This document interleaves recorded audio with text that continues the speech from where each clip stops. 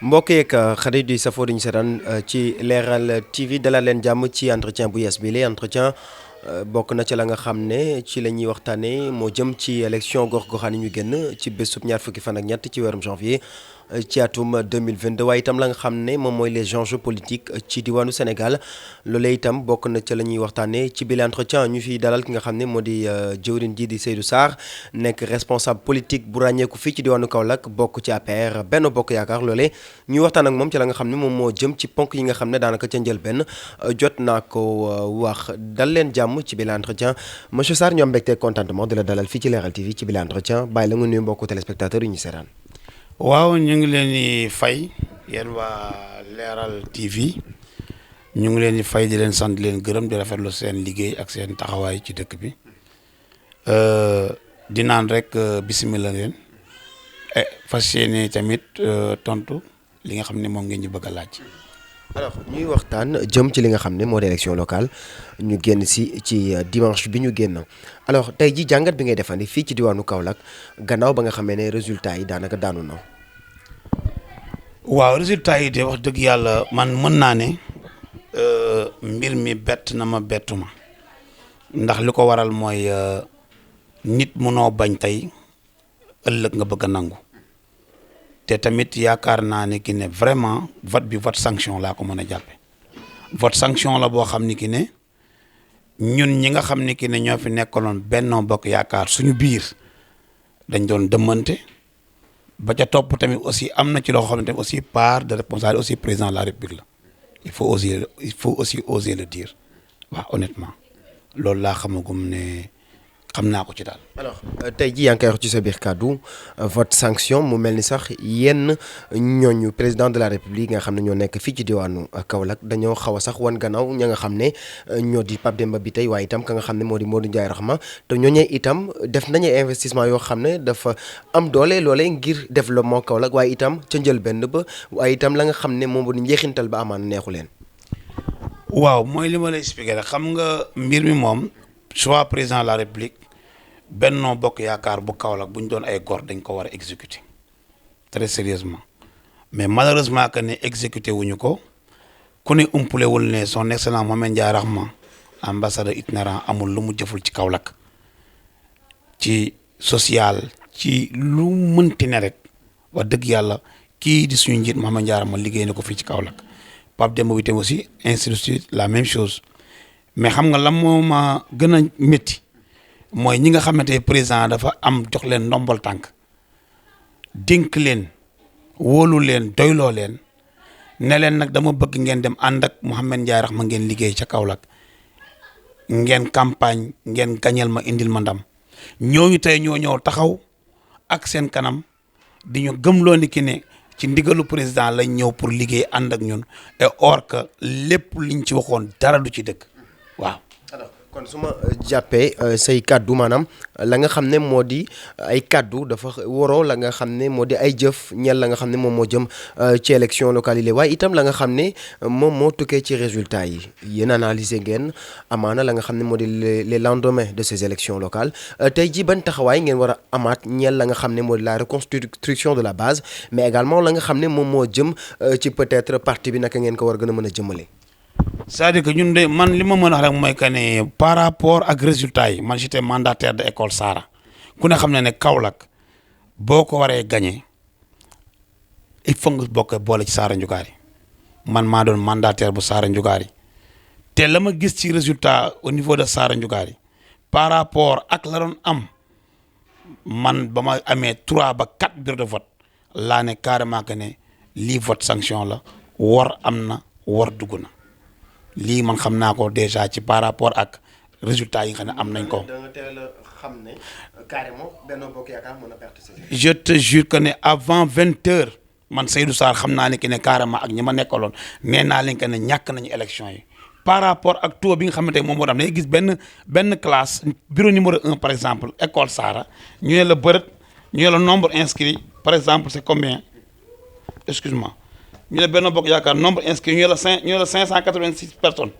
ñoom ñoo inscrire ñu ne la 246 votants ñu ne la ànd kii bi ñu ànd mu sa tudd seen tur ñu ne la ñoom dara parce que xam nga lu tax d'accord ci lañ bokk xam nga lu tax parce que aussi dafa am ay jeux yoo xam ne ko fi def fii au niveau de Kaolack c'est sale c'est très sale franchement j'ai pas aimé du tout bon c'est pas grave mën naa ne ànd nawle ils ont eu 162 voix on est d'accord ñun ñu am 46 voix bureau numéro 1 école Sara lu musul am ci àdduna ñu ne déeta waaye ñu dellu ñu ne bureau numéro 2 on a eu 581 personnes 581 inscrits ñu ne 266 votants ah ñu ne 175 ànd nawle ñu ne 74 ànd kii Benno Bokk Yaakaar bureau numéro 2 ainsi de suite lépp loo ci gis on te parle de 100 et quelques Benno n'arrive même pas à avoir 100 sur tous les 15 bureaux de vote. te pourtant bu ñuy wax Benno Bokk Yaakaar fii ci diwaanu Kaolack kenn mësul natable le président de la République 2012 ba léegi la nga xam ne moo les résultats vraiment yu ngande yi nga xam ne mu ngi ko fi def lan moo waral changement bu ni mel au-delà de sax li nga xam ne moo di considération yi nga xam ne ñenn ñi am nañ ko ñi nga xam ne président de la République jox na leen ay ndombal tànk. waaw mooy li ma la expliqué rek xam nga tey mbir mi du lenn lu dul président la bi li mu yàgg am Kaolack ñu yàgg ko liggéey Kaolack yàgg a gañe Kaolack yëpp. C'est tout simplement que ne ñi nga xam ne c'est des mécontents c'est des hypocrites même que je peux dire parce que nga ñëw tey taxaw ne carrément man lii laay def d'accord naa ci lii ànduma woon ci lii mais nee nga ma naa ci jàpp dinaa ci jàpp président dañu tas yaakaaram dañ ko toroxal Kaolack on l'a humilié et xam nga ñan ñoo ko humilié ses propres partisans ses propres responsables ñoo ko humilié à Kaolack parce que il faut que ñu xam leen Modou Ndiaye Rahma kenn toroxalu ko Kaolack de attention de Modou Ndiaye bu demoon ak liste boppam je te jure il va gagner imaginez tey jii lii Benno Bokk Yaakaar bi gagné woon 2014 les élections imaginez taux bi ñu gagné les élections en 2014 ak taux bi ñu perdre ñu les élections en 2022 tu as compris nga def équivalent nga xam ne que ne carrément que ne donc mbir mi li ci rax diggante ñi nga xam ne ñoo bokk fii Benno Bokk Yaakaar ak le président rek ñoom la parce que tey ay directeur ñu taxaw ne carrément ki ne nekkoon fi ministre ñu jóge fa ñu dindi leen ci ministre def leen directeur ñu ñëw taxaw fi tey jii nekk ne comme kaaka ne dañoo pare pour taxaw ànd ak Benno Bokk Yaakaar liggéey Benno Bokk Yaakaar tàllal seen loxo kii Modou Ndiaye Rahma ñu am yaakaar gu ñu dellu dem ci suuf di dem ci département bi ne buñ ñu voteel tu te rends compte. alors loolee li ko waral itam amaana bëri na ay raisons mais itam yéen ñi nga xam ne tey jii malgré défaite bi am ngeen benn retenue xëy na ba mën a génn di waxtaan nag nit ñi par rapport li nga xam ne moom moo waral défaite bu nu mel tey ji ban taxawaay ngeen na ma am loolee mu jëm ca la nga xam ne moom moo di la reconstruction de la base parce que itam ñu ngi jëm ci ay élections législatives mais également élection présidentielle war ngeen mën a envoyer au président de la République Macky Sall benn message woon ko ne la nga xam ne moo di diwaanu Kaolack yaa ko moom ba léegi. waaw c'est-à-dire que Kaolack ñun ñoo ko moom ba léegi te mën nañ ko gañawaat mais xam nga tam aussi il faut que ñu segg les traîtres et que ñu sanctionner leen le président de la République il a intérêt à sanctionner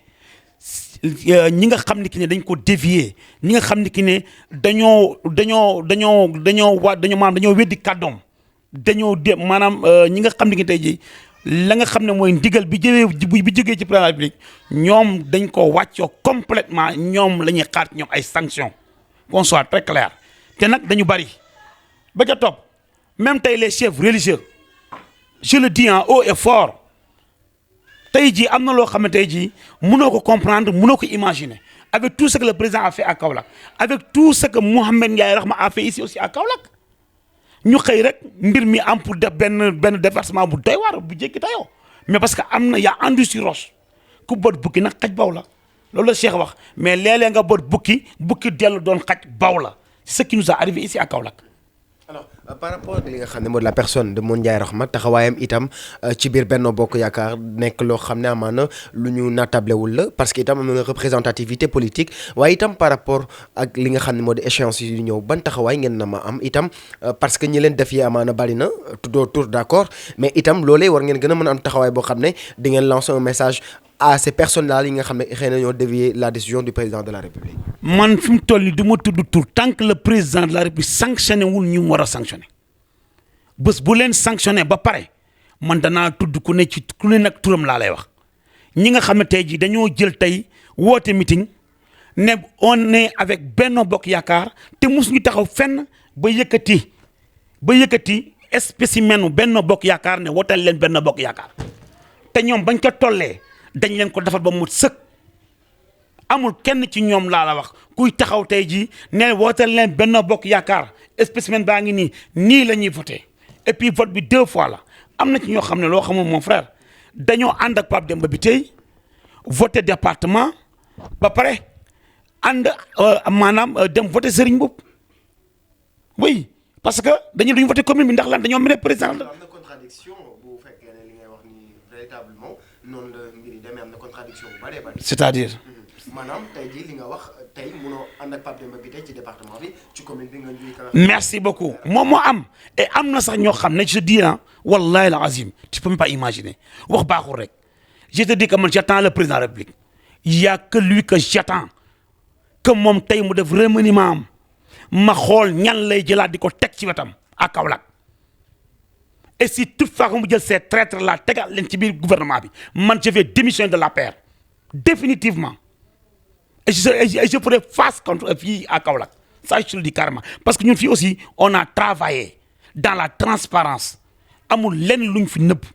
mais Macky Sall la ñuy xaar nag mu tranché les traîtres qui l'ont défié ici à Kaolack dañoo war a mériter ay sanctions yu mu war a def ak ñoom te da ko war a def beneen bi mooy Pape Demba bi tey ci boppam ay nitam yi ko wër je te dis une chose hein yaakaar gi mu amoon moom Mouhamed Ndiaye Rahma dem na ba ci biir sax je dis que ne ici à Kaolack dans la commune même am ñu ne danañ leen woteel yéen département bi mais commune Serigne bu la ñuy woteel ñoom ñu ne d'accord nañ lu gën la moo gën a lâche loolu am na tey fii ci Kaolack am na ci suñuy élection yi ba ca topp ñi nga xam ne dañuy ñëw taxaw ak Mouhamed Ndiaye Rahma ne ko yow la ñu àndal ay kilifa ay nit yu jàng alxuraan seen dënn fet dell ak alxuraan ñuy yaakaar ne ñii ñu ragal yàlla lañ ñu yaakaar ne ñii ëllëg am na lu ñuy xaar ci ñoom ñu dellu ñoom tey génnee alxuraan boobu dëgg jog ci seen tànk dem war Mouhamed Ndiaye Rahma am na ci dëkk bi. d'accord alors ñu ngi ci suñu njeexintalu émission daanaka ñëwoon nañ ci la nga xam ne moo gën a yaatu ci li nga xam ne moom moo jëm ci élection locale yi la alors lan ngay jeexalee par rapport ak li nga xam ne moom moo jëm ci perspective jëm ci élection législative waaye itam ci élection présidentielle parce que itam am nga benn message bu fort boo leen war a lancer à l'endroit de la population de Kaolack. c'est-à-dire que xam nga nit ñi dañu xam nga la ñuy naan yàq. fa mu yegg maanaam weddi eggu fa et son excellence le président Macky Sall li mu liggéey Kaolack liggéey ko Sénégal je parle Sénégal laa la wax ñun on a fait le tour du Sénégal avec le président de la République benn ñaareel bi def naa tour du Sénégal sans aussi le président de la République te gis naa lépp loo xam ne ki ne diggee woon na ko lam ci jot def lépp man gis naa ko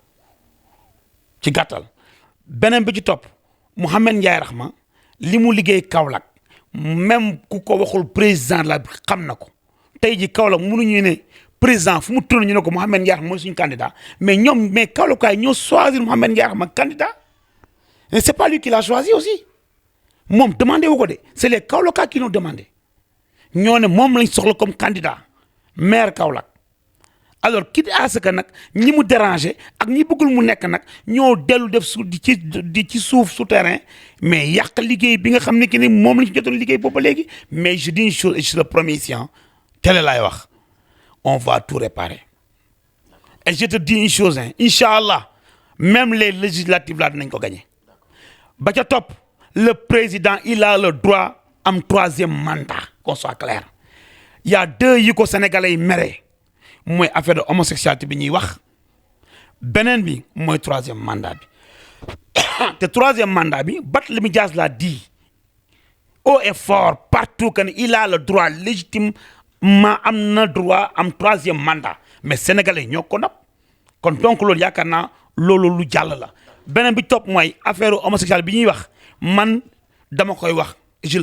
moom le président bi dama koy ñaan mu leeral ko ba mu leer nañ ndax loolu bokk na ci ñi ko nar a yàqal te li mu liggéey Sénégal wallahi la azim balaa ngeen a gëm li ma leen di wax xam nga li local la j'en passe amul problème législative yaa ngi ñëw présidentielle baa ngi ñëw et su ma la nekk ne Macky mën na ko gagné rek mën na ko gagné. merci beaucoup loolee la ñuy jeexalee bi la entretien di amoon mbégte contentement di ko dalal monsieur Seydou Sarr nekk responsable APR waaye itam responsable Benno Bokk Yaakaar bu am ab représentativité bu am solo ñeel la nga xam ne moom mooy fii ci diwaanu Kaolack la ngay tàggatoo. bon li may tàggatoo rek mooy xanaa di sant ñëpp di gërëm ñëpp di naan sama gor bi sama géer bi sama jàmbaar bi sama ndaanaan bi du ma géwélu kenn nag man dama waxoon damay bàyyi politique mais Mouhamed Ndiaye Rahma moo ma ne le président de la république woo na ko wax na ak moom te xam na lépp li xew man bi ma nee président woo na ko wax na ko lépp xam na lépp li xew rek man dama ne tekk ne damaa naroon a wax may xaar nag le président de la république mu def remaniement ba pare man Seydou Sarr may doog ko defar point de presse wax li ma war a wax mais Mouhamed Ndiaye Rahma gàcce ngaalaama Mouhamed Ndiaye Rahma ñu ngi lay encouragé Mouhamed Ndiaye Rahma ñu ngi lay xamal ne la lu yonent bi sallallahu alayhi wa sallam amutoon yow mën a koo am yàgg naa dund ci biir noonam di maslaa ak ay noonam kon donc di courage xëcc bu daggul dikk fii nag Sénégal la Kaolack la benn góor dafa ne del bëri looy denc xuloo ndax bés bu wax jotee boo waxee ñëpp jàpp seen gémmiñ te Mouhamed Ndiaye nag góor googu la mu ngi denc lu bari di xaar te bés bu waxee ñëpp jàpp seen gémmiñ te lim xam tam bëri na lool fa tabarakallah macha allah beneen bi mooy may xamal muy kilifa diine muy kilifa aada muy responsable muy ministre muy directeur ak ku mu mënti doon na leen leer ne ki ne jamono jiñ toll nii da nga dem ba ca àll ba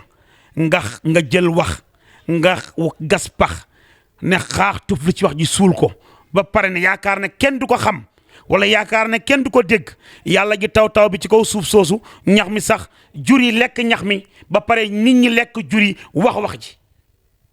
ndax xaw nga dégg baax li ma la wax dégg nga baax li ma la wax asalaamaaleykum wa rahmatullah. merci beaucoup am na solo loolee la ñuy ndar keppe bi la entretien amoon mbégte contentement fii ci diwaanu Kaolack di ko dalal ngir waxtaanee lépp lu yemoo ak actualité bi réew fii ci diwaanu Sénégal mu faram fàcce lépp lu lay itam nekk lu am solo loo xam ne njëriñal ñëpp la jaa ngeen jëf ba ëllëg incha allah ñu dalal beneen kàngam ñu waxtaanee yeneen ci wàllum actualité fii ci diwaanu Sénégal jaa ngeen jëf ba ëllëg incha allah.